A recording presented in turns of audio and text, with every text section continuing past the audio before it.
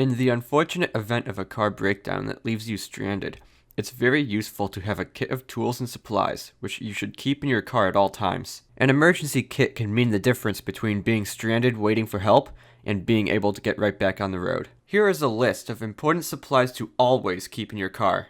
Jumper cables, roadside flares, spare tire and jack, first aid supplies, bottled water, granola or energy bars, small tool kit, a flashlight, car escape tools such as a seatbelt cutter and a window breaker, road maps, blankets and extra clothing, especially for colder climates, a car fire extinguisher, antifreeze, a roll of duct tape, washer fluid, paper towels or rags, 2 quarts of oil, and a no-spill gas can.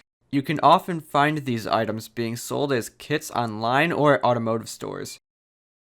If you find yourself stuck on the side of the road and can't receive immediate help, a kit containing these items will prove very useful.